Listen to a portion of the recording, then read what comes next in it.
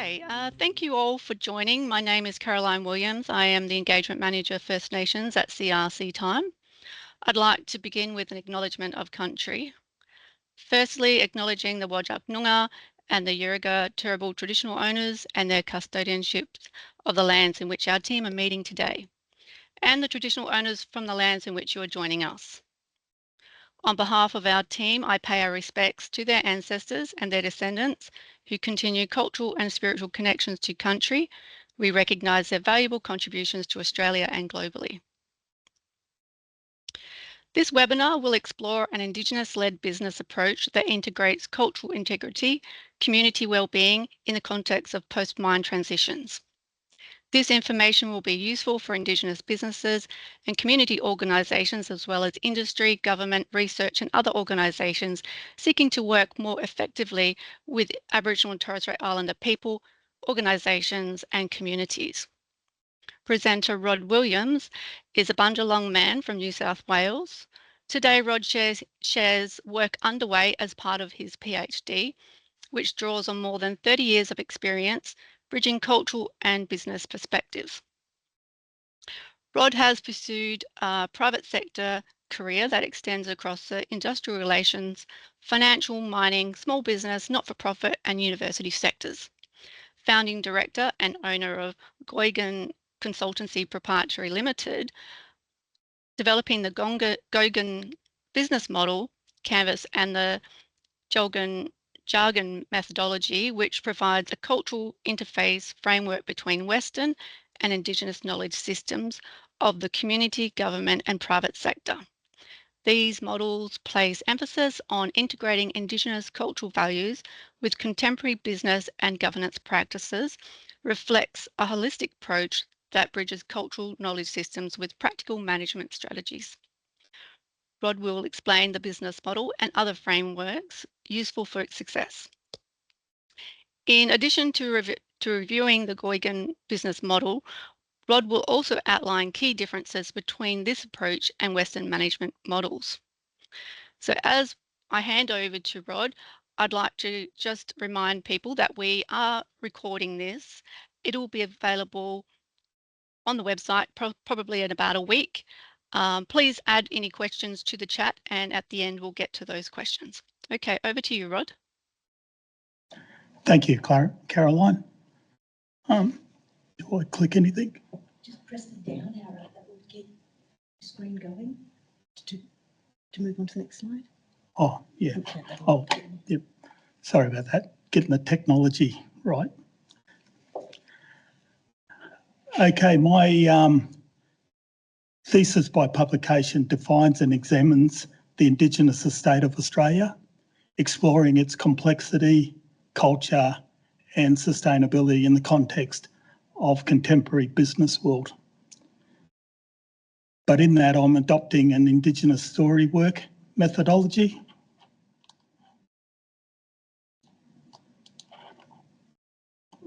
Lost my screen.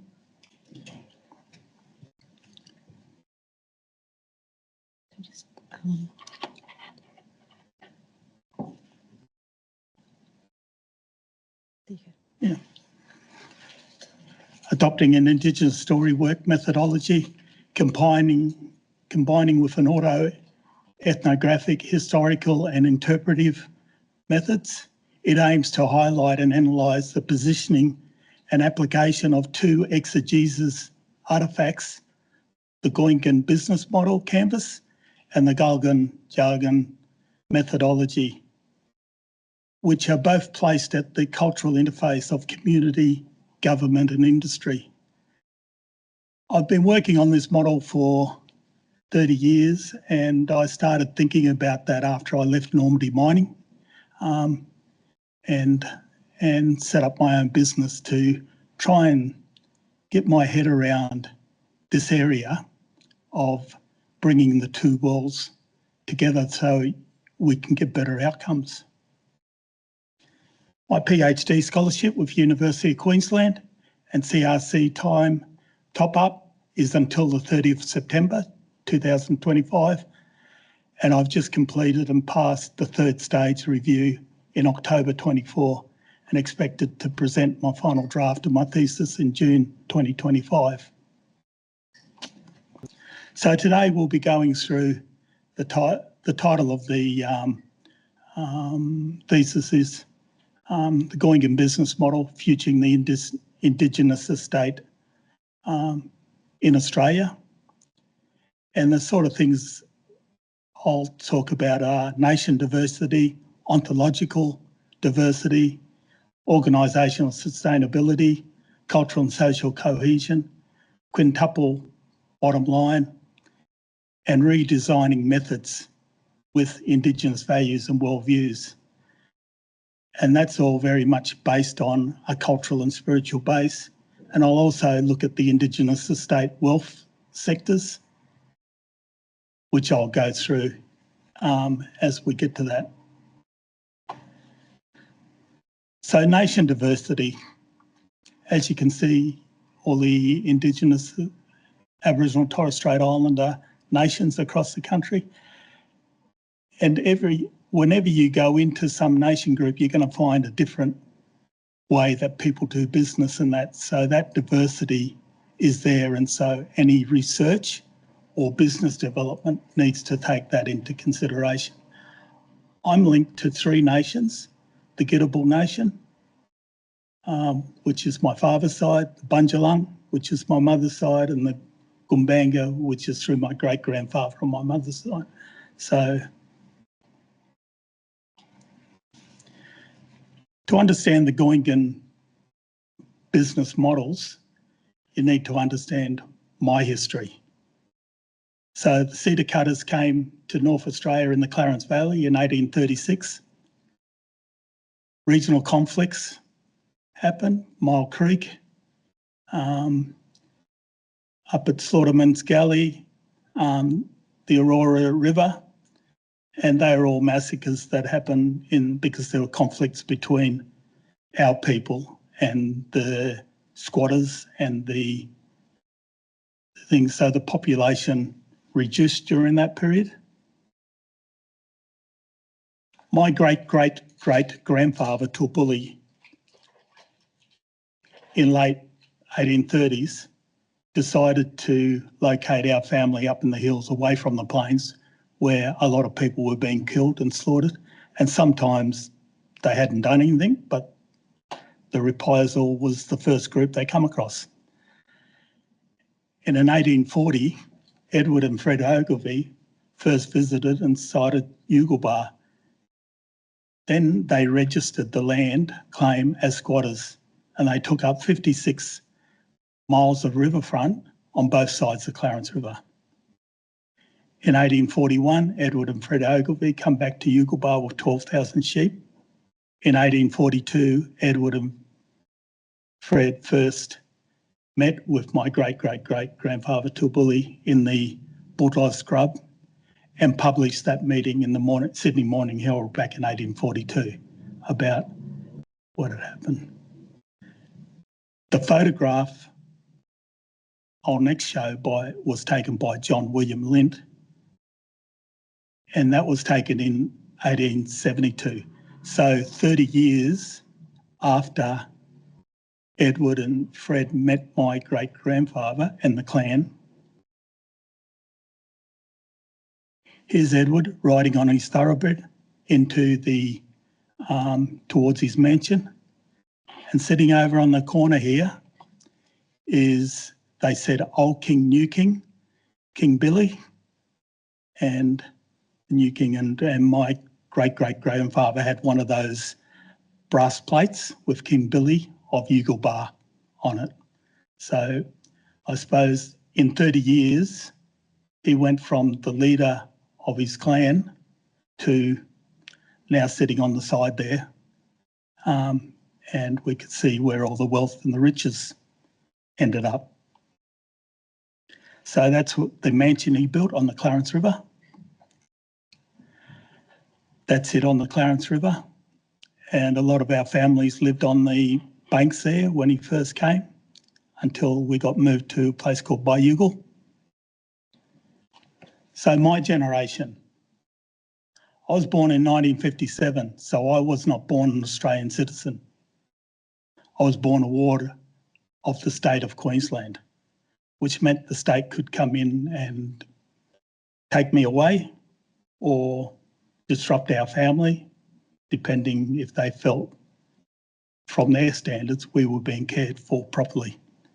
In 1967, the vote yes for Aboriginal rights was successful, and what that did was started counting us in the population and gave the federal parliament the right to legislate specifically for us as a racial group.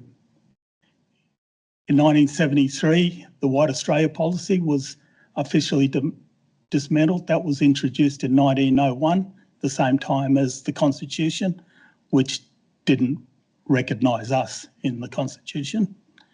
Terra nullius was overturned, nobody's land, through the Mabo decision. The 1923 referendum, Australia's voice for referendum, well, that was a big no, 60%, yes. And Australia has never signed a treaty with Aboriginal and Torres Strait Islander people compared to other Commonwealth countries. So I always ask the audience, where do we fit with that sort of history? What is our place here in Australia? Because we've tried treaties, and even in the current climate, I don't think that's even gonna. So in my lifetime, I don't think I'm ever going to see change to recognise us in the Constitution or negotiate treaties. But I think it's important to look at, if you're doing social research, that you have an understanding of these terminologies, because I'll use some of them. Ontology, theory of being. What constitutes reality? How do we perceive the world around us? So if you're doing research and you're bringing your Western thinking into that research, how does someone with Aboriginal and Torres Strait Islander view their reality, or somebody from another cultural group view their authority? Do you have methodologies that allow you to take into account those things? Epistemology, theory of knowledge. How do we think about that reality? Understanding how the rules about what is counted as knowledge is set for that group, and what does the researcher think that is? And axiology, the theory of values, informs how we see the world and the value judgments we make within our research or business strategy work. So we're really working with Western and Indigenous knowledge, research methodologies and paradigms. And I suppose that's what I'm presenting to you today, a Indigenous knowledge methodology which operates at the cultural interface between cultures. So it's not only, this not only has application to Aboriginal and Torres Strait Islanders, it's also got application to other cultures.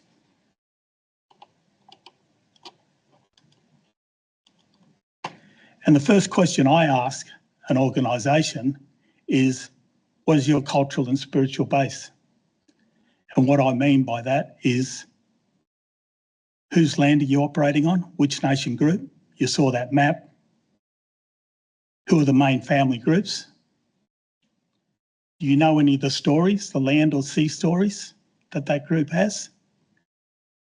And how's that reflected in your business plan or your business strategy? Have you got a good understanding of the cultural diversity internally within your business and the cultural diversity externally? You know, the customers and the services they require, and what cultural group are those people from? So I suppose that's what I become a specialist in. How do you set your organisation or your business to deal with these sort of issues and strategies around your business? The Gongan models, the Gongan Business Model Canvas and the Gongan Jargon methodology, which is a risk assessment, are both place-based cultural and business inquiry approaches that are designed to function effectively at the cultural interface of industry, government and community. These models emphasise the integration of cultural values and knowledge systems with contemporary business and governance practices. By focusing on a place-based approach, they ensure that the unique cultural, social, spiritual, environmental and financial contexts of Indigenous families and communities are respected and incorporated into the business and governance decisions. So that's what my Gongan business model canvas thing, and it's very much based on this cultural and spiritual base down the bottom there. So that applies across all of my different segments of the model. And so I go through a process of asking a whole range of questions of the group and of the business that's doing business with that group. And after that, I look at the risk profile and I try and work out whether the risk falls into cultural and political risk, you know, issues that have come up from the cultural and political barriers, resistance to change, or does the risk fall into support structures like the lack of professional support, lack of skills they have, or infrastructure needs to achieve that business outcome, or accessing finance. And then there's another analysis I do, like if there's an agreement or a partnership that's being built, how is that balanced between having clearly defined your communications and protocols, how people want to participate in that business, and what's their equity ownership? And then where does this business activity fall into those wealth levels?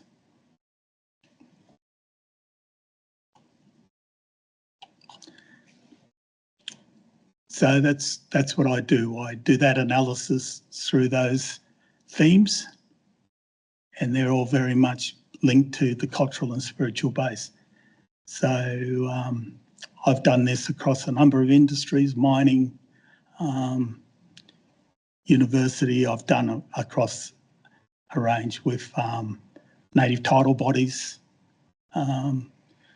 social enterprises, medical services, a whole range of groups, or those mining corporations or tourism companies that want to come in and do business with us. So I've applied it over the 30 years on this, and that's why I'm doing my PhD to try and position it within academic thinking and theory.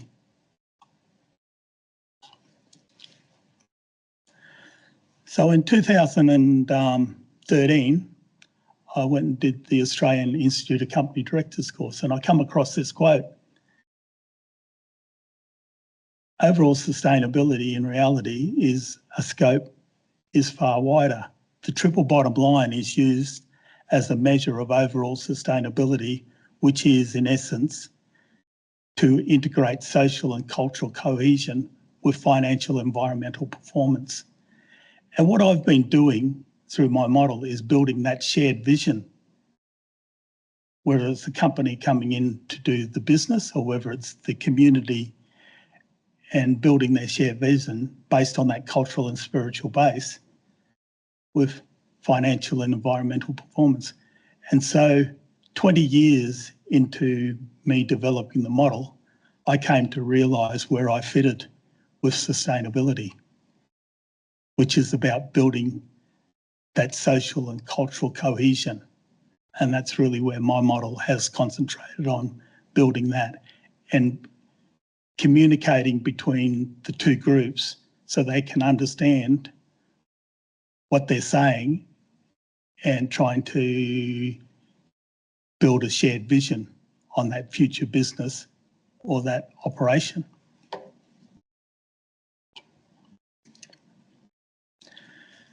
So Organisations, and this is where I talk about the ontological diversity. So organisations can either be traditional not-for-profit or traditional for-profit, or sit in the middle as a social enterprise, or have a range of things. So I suppose what I ask organisations to do is think about where they're positioned on this. And that's going to give you about, you know, where you have your business positioned. Now, when you go and negotiate with an Indigenous group, where are they positioned on this? Because they may have a different ontological perspective, worldview to yours, and how do you build that across there? So through literature, the triple bottom line was developed by Elkington in the early 90s, and he focused on social, environmental and economic. Then later writers started talking about culture and ethics, or spirituality, God as the fourth pillar within that.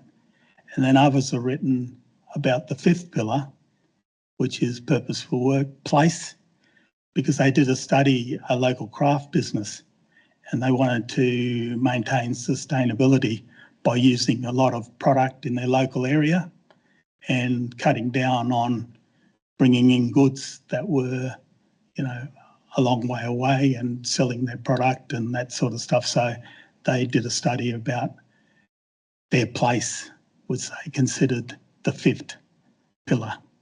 So that's social, environmental, economic, cultural and place. The Gongan model, and this was developed in 1995, and Elkington developed his in about 93. So my model wasn't far off that, but I didn't know about this academic stuff because I was on the ground actually working with people and trying to work out how they wanted me to write their business plans and position their business plans. So I've still got the Elkington one, which is social, environmental and economic. The fourth pillar is culture and ethics, purpose and passion. And the fifth is spiritual, because of our connection to our land, and that's a spiritual connection in the place and the nation where that place is. So the Gongan business models follow the social, environmental, economic, cultural and spiritual approach. And those questions and that thinking comes out of by asking people the question, what is your cultural and spiritual base? And if you asked individual Aboriginal people that, or families, they'll tell you who their mob is. They'll tell you who the main families are. They will tell you their stories. But when I go to non-Indigenous organisations and ask that same question, some of them think I'm asking them whether they're Catholics, Anglicans, or people of Jewish faith. No, I'm asking you about what is your connection to this land, Australia, especially if you're running a business, and where are your locations, and how is that reflected in your business plan or your business strategies to connect to those people. And so that's what cultural and spiritual base means: place, nation, families, story of place, caring for country, caring for family, caring for community.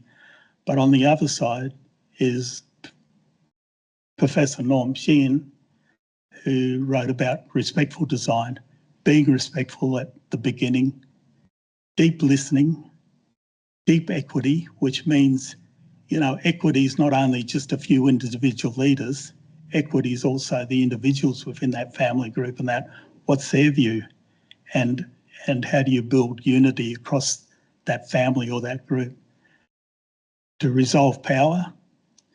And I do that with my workshops, because I don't start off talking about business or governance, I start talking about culture, to land, and the people in the room know more about that than I do. And we as Aboriginal Torres Strait Islander people also believe that land is active, alive and active. Animals, we're all connected. So that's part of what cultural and spiritual base means, and it's also applied across cultural, spiritual, social, environmental and financial, and finding that balance in your research and in your business strategies.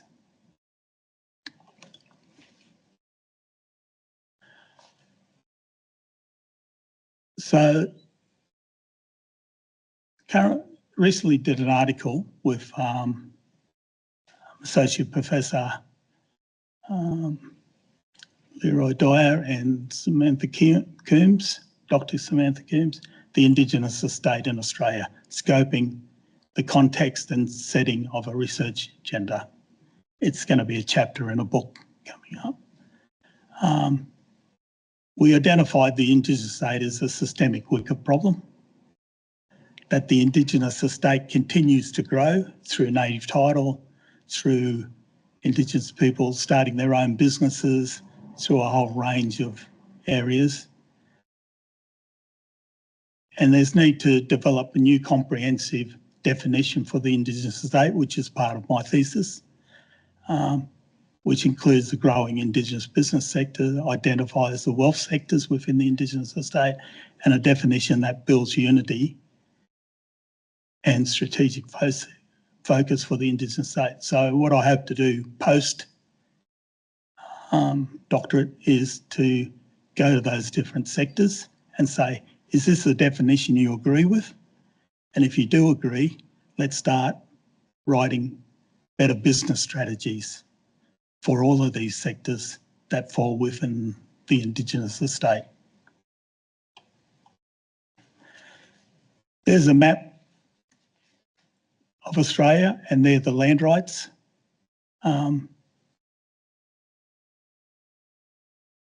Claims and land rights ones that are successful. This is a map from native title, and they're all the different native title, and the future claims are the ones that have been settled. This is my own mob. So my father's side is from Gidabal. We successfully negotiated the Iuwa for that area. This is my mother's side, Western Bundjalung. We successfully negotiated an Iuwa for that. And then down here is my great-grandfather's country, the Gumbanga side, and that's yet to be claimed. But as you see, as time goes on, we are winning more of these negotiations, and so the Indigenous estate is growing. And in a recent article by Burton and the others here at SMI, they put together two categories of land. One is the Aboriginal Torres Strait Island land and inclusive native title, and land in category 2 is non-exclusive native title and settlement. And what they did was they put the critical minerals on that map. Now, I suppose if we were to put the land that needs to be rehabilitated post-mining, how would that sit? Whereas this group saw that a lot of this critical minerals actually sits on Aboriginal land. So if it does, well, what are your, how skilled are you to go out and start those negotiations, and what sort of research models are you using to bridge the communication and the Indigenous knowledge paradigm to the Western knowledge paradigm? In a recent report by the Australian National University First Nations Portfolio, they stated that over 50% increasing to an expected 65% by 2030 of the Australian landmass is subject to some form of First Nations legal rights or interests. These rights and interests are given through 25 separate Commonwealth and state and territory statutory instruments. Are you culturally and spiritually prepared to undertake this work? And even though these white areas don't have anything, that doesn't mean that some of those rights don't extend across those areas. So even though when you look at this map, you're looking for the dark areas, but there are things that happen on these areas where they haven't allowed the project to go ahead because of the interests of the Aboriginal Torres Strait Islander people or the people that are the potential native title holders of that land. Indigenous estate wealth levels. I think it's important that we start to identify individual and family wealth. This entails opportunities for individuals or family groups to access employment, education, housing, small business activities, investment and savings, so that we start to create that generational wealth that can be passed on through generations. Community wealth, which we as Aboriginal Torres Strait Islander people have a lot because of our medical services, our legal services, our media organisations, our housing companies, our native title bodies, utilising community-owned resources, including land assets, labour and capital, to enhance cultural and social, environmental and economic well-being. And when I talk about wealth, I talk about the cultural, social, environmental, spiritual and economic wealth. It's just not purely economic financial wealth when we talk wealth.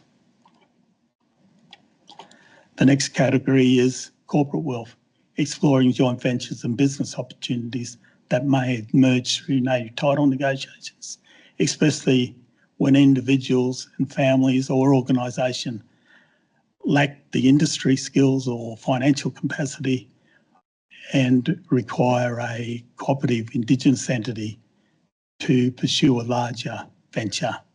And this has happened in different parts of Australia already. Institutional wealth.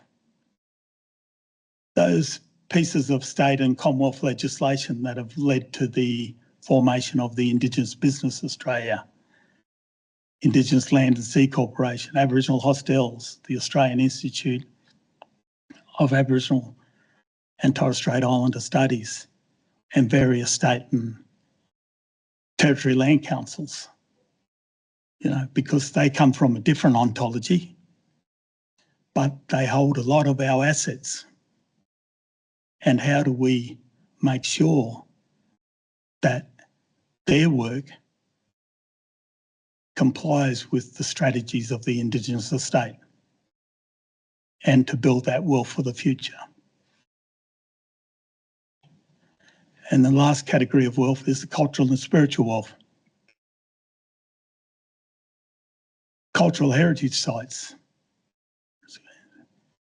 intangible assets, the cultural intellectual property rights, dance, all of those forms that are part of us, our art, and that, there's a whole cultural and spiritual wealth there as well. So the Gongan wealth model is a comprehensive and multifaceted approach to defining a plethora of ways that country, in the form of the Indigenous state, can provide for Indigenous people within the current context of the Australian state.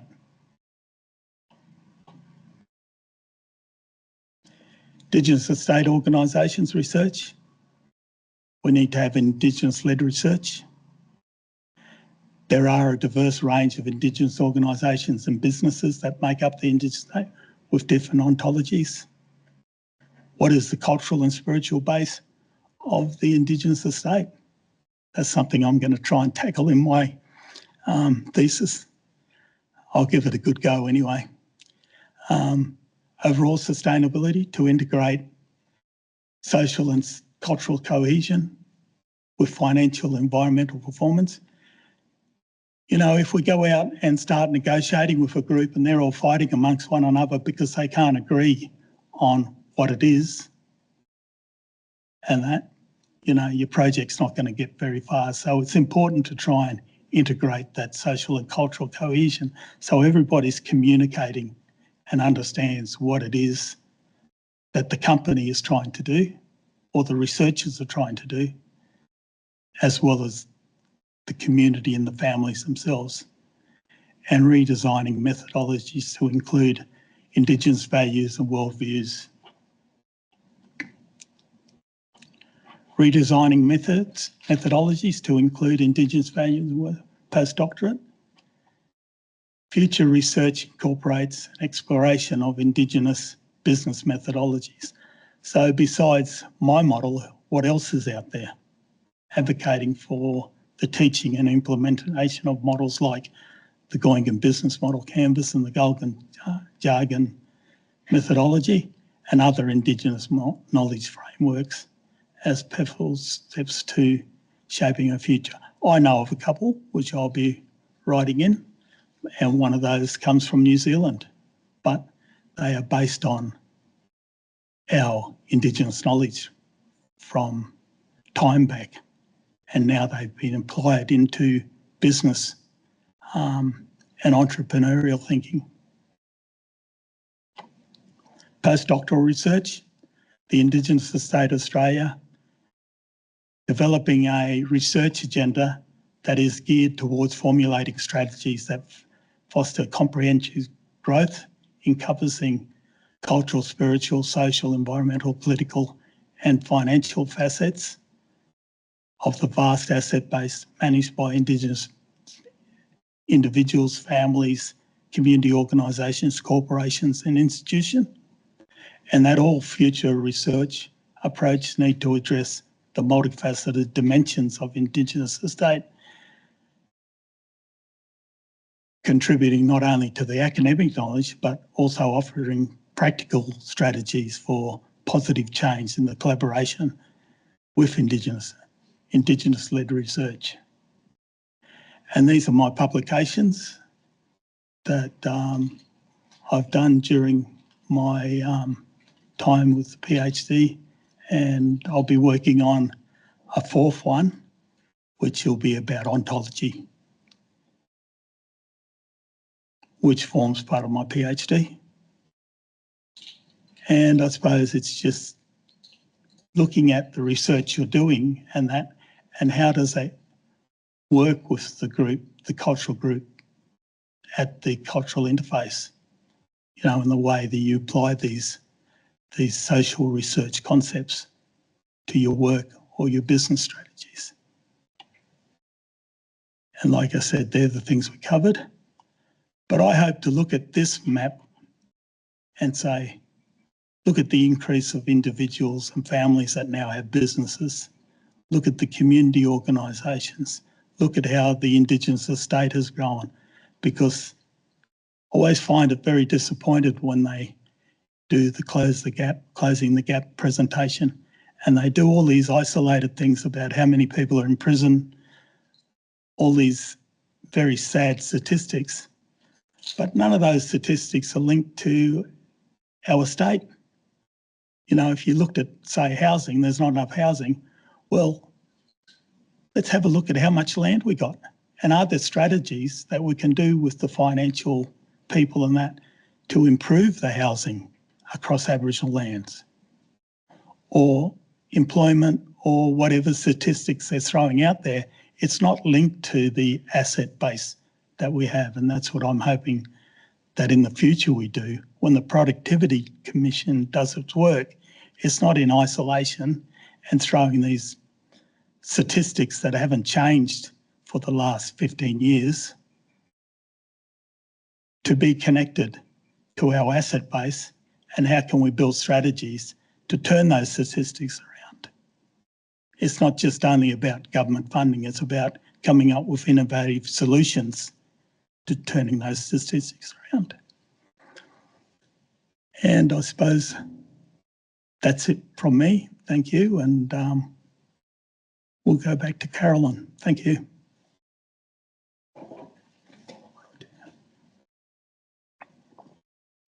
Great, thank you. Very interesting, Rod. Now we've got some questions. Please do put them in the chat. I've got one here. Steve has put in, could you elaborate on systemic wicked problems in the context of the Indigenous estate?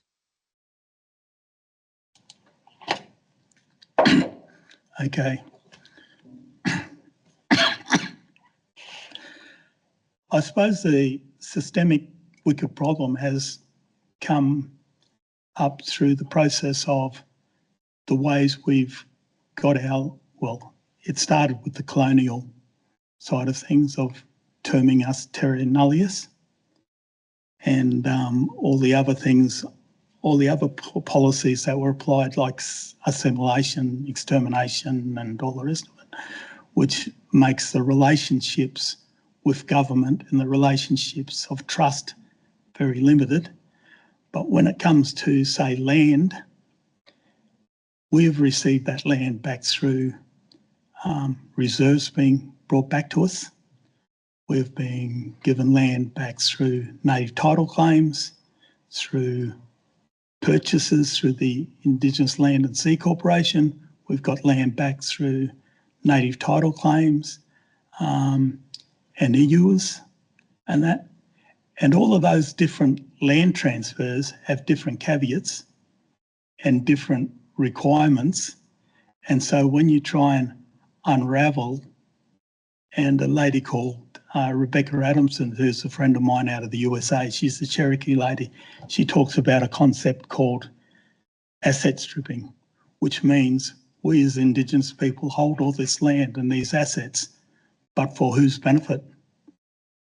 It might be the benefit of the environmental group, it might be the benefit of state government or whatever other government. So it makes it a wicked problem that the lack of trust and all of these different policies and that really restrict us moving ahead. And that's why I've looked. But in that paper that I wrote around Indigenous estate, I've outlined that in a lot more detail about the wicked problem of the Indigenous estate.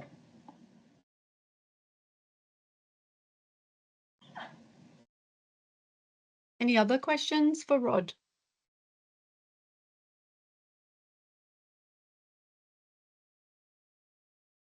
Rod, with some of the work that you've been doing, have you seen success in how you've bridged that gap and the cohesion? Has that worked? And have you got some examples of how that's worked? Maybe if you'd like to share. Yeah,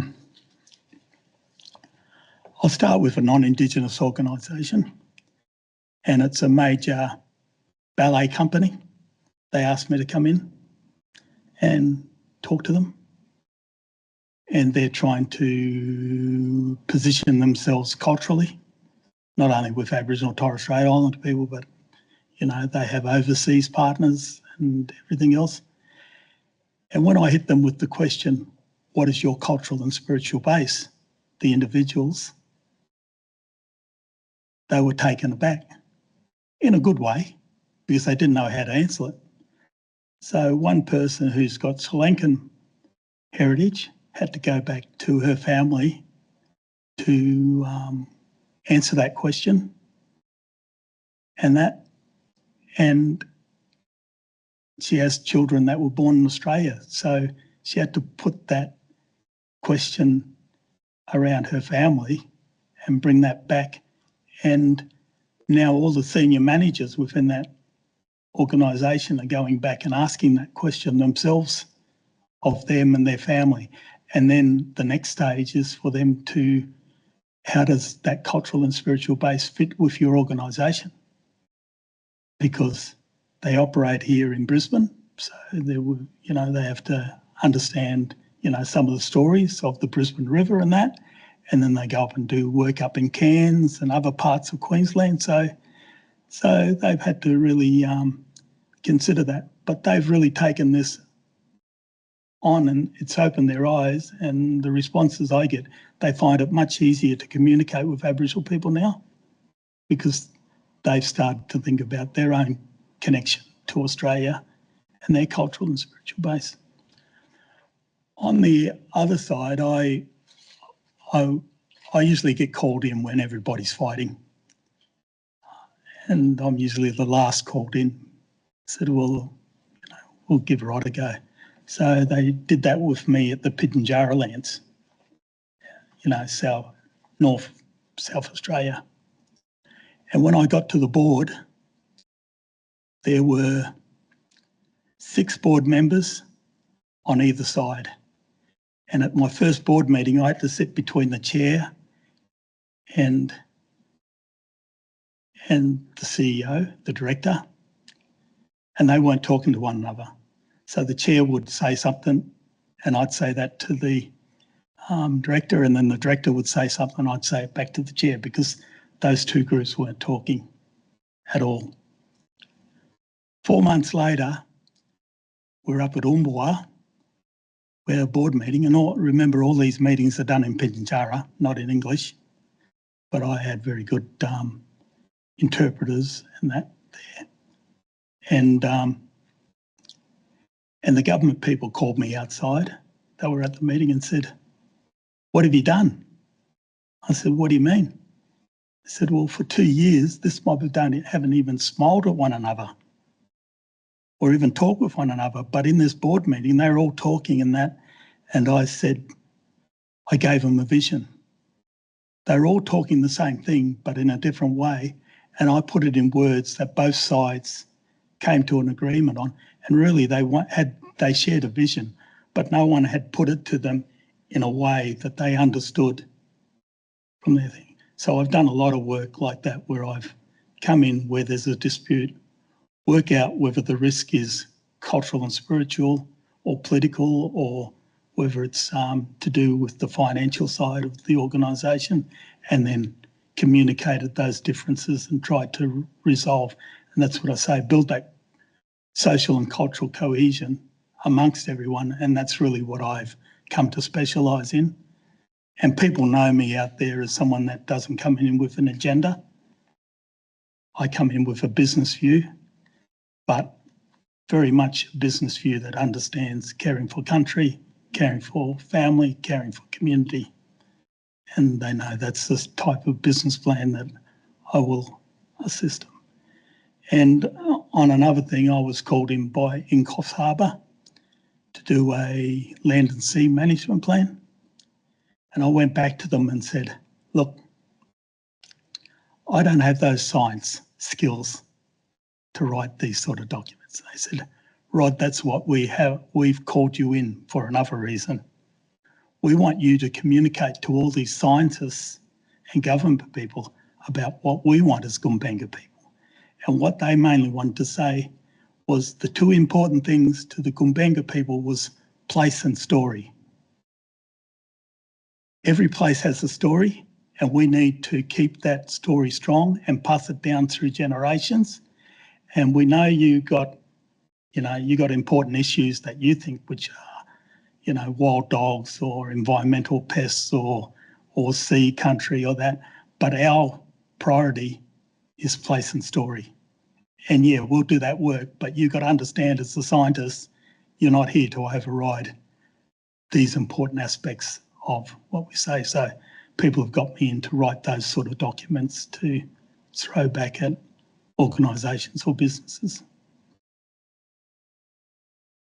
Great examples there, Rod.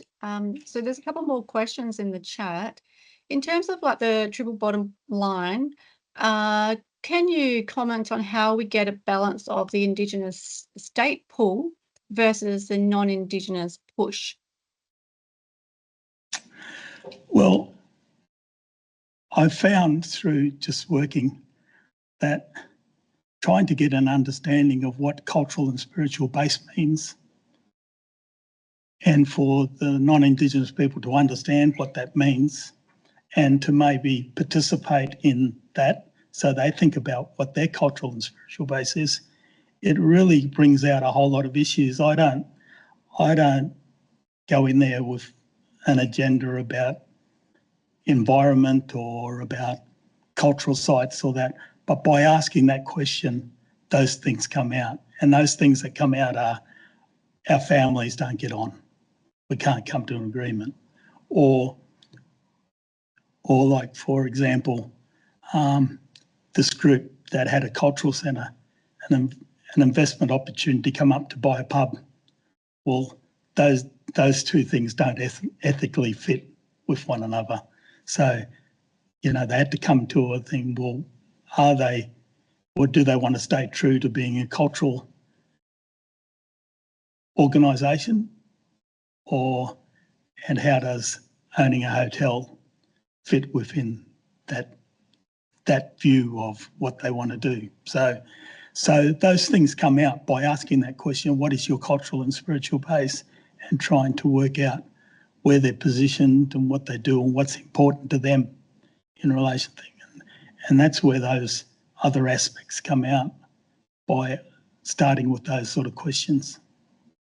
And so I don't really go in there thinking that this or that, although some families will talk to me and say, this is our problem, so I might be prepared in the room when they start swearing at one another, and getting very aggressive. But other than that, the meetings and the workshops take it to where it gets taken.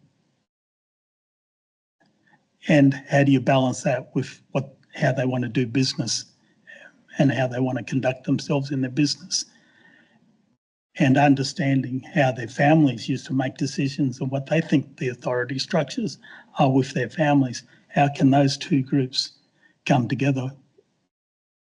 The Western governance model compared to our Indigenous governance model.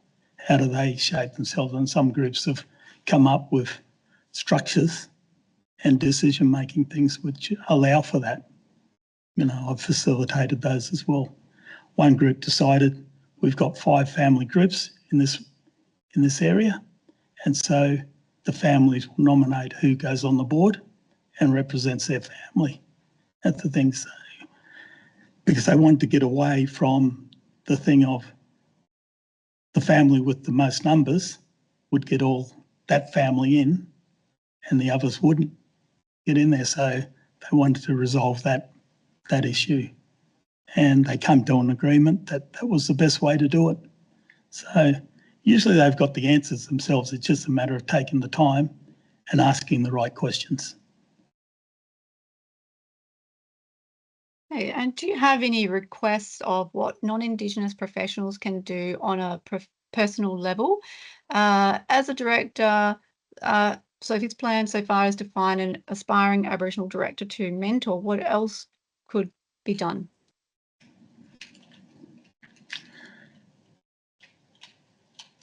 Do you understand the question or the concept of what is the cultural and spiritual base of you and your family? And, some people have gone back to answer that question and they have found that their family's activities weren't very nice, but they were very honest about that.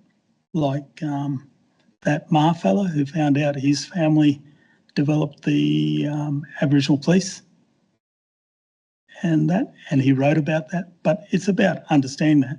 And Aboriginal people aren't blaming this generation for what their forefathers or what they did, but just be honest about who you are. And I think if you have an understanding of what your cultural and spiritual base, which part of Australia are you mostly linked to? Do you know who the nation mob are of that land? Do you know any of the cultural stories? Do you understand your family's history to it? So I think, if our non-Indigenous participants, people that are working with us, had an understanding of that within themselves, I think it would make it a lot more comfortable, and maybe they might come to a more understanding of why we're so attached to our areas and why we're so attached to our stories and why they're important to us if they gain a greater understanding of that. So I think it's about educating yourself about what your cultural and spiritual base is and your families, and then positioning yourself in the sort of work that you do. Because we do want you working with us, because we need people that come in partnership. And I give lectures to young students, and I say to them, look, it's great you're getting your accountancy qualifications, your environmental science, your engineering qualifications, but please don't come to us with an attitude you're here to save us, because we don't need saving. What we do need is people that come in and work in partnership with us and come in with that attitude, you're not here to save us. We can work out how to do things ourselves, but we do need those technical skills working alongside us to help us. So I suppose that's the answer I give. You're not here to save us, but come in with an understanding of what your cultural and spiritual base is. What do you believe strongly in? You know, if it's for profit, well, where do you fit with it? If it's for not for profit, if it's social enterprise, you know, where do you fit? Okay, I think we've got a bit of time for maybe one or two more questions. So this question is, what implications your framework or key concepts have for Indigenous people who are facing new mining projects, for example, critical minerals which are governed by laws and instruments that offer limited procedural and substantive rights? Yeah, well, I understand all those laws and those things about, you know, it's a priority for Australia and we're going to override this and override that. But I also say to the industry that, and I said this to a webinar because I got angry after Juukan Gorge with Rio Tinto. So I rang up some of my industry friends, one of them named Bruce Harvey, who had a long history with Rio Tinto. Another person was Chris Anderson, who lives in Denver, in the United States. And what we organised was to do a presentation to Credit Suisse, because I wanted to talk to people who funded the mining industry, not the miners themselves. So the people who were given the money. And I said to that group, who were fund managers from Europe, from America, from Asia, from South Africa, I said to that group, look, here in Australia, in some areas, mining's gone for 100 years. But is all the best we're going to get out of it for our sacred sites to be destroyed and to get very little return to it? So that's my personal attitude to it.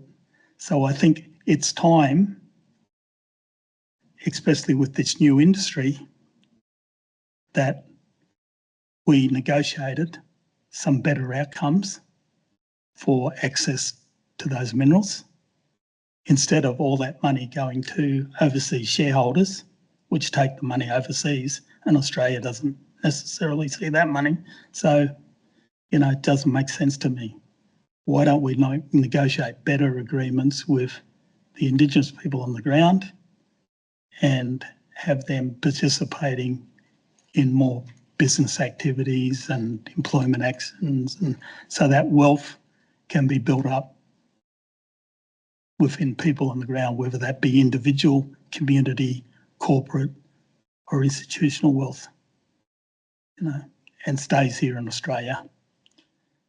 But I think this thing of coming in and railroading projects because it's of a national interest, all we are asking as Aboriginal and Torres Strait Islander people is for a better deal than the ones we've been given previously. And Okay, hopefully we'll my framework can help facilitate that discussion. we'll go over with a little bit of time and we'll answer this final question. There seems to be a major discrepancy often in terms of ontology. This often creates a lot of problems for Indigenous and non-Indigenous people. Often it's a power dynamics at play that too often either excluded Indigenous voices or like from decision making, leading to self-determination and full autonomy. Would you agree, or what would you say to this, Rod? I agree. But when I go in and do my workshops, and I think it would be good if other people went in and did their workshops this way, is I start with the area that the people on the ground know more about, which is about who their families are, who their culture is, who they are, and get that discussion and getting a lot more understanding about that side of the business. And then I talk about the business side, profits and how to structure your organisations and that sort of stuff, instead of going in there and doing that first, which then you dominate the discussion. You're the expert, you're the one who always just talks about it, and people are quiet because they feel they don't understand that. But when you start on the cultural stuff first, well, people understand that. So that's what I've done over the years. I've started with the cultural side and the spiritual side, as opposed to the Western business side of the discussion, which has turned. Then what I do is try to develop and write the strategy within those cultural contexts instead of the Western context. And great. That's excellent. Thank you so much for that and for sharing the Gongan business model, talking about the triple bottom line, the quadruple bottom line, and how to build that shared vision based on the cultural and spiritual base, including those elements of the social cultural cohesion, and to build those relationships, the social, environmental, cultural, economic and spiritual levels that are needed. And speaking about the Western versus the Indigenous paradigms and methodologies, very interesting. Great work, Rod, and best of luck with the completion of your PhD. Thank you so much for your time and sharing, and thank you, participants, for joining us today. And hopefully we'll have this up on the website in about a week's time for you to share to other people. Yeah, thank you.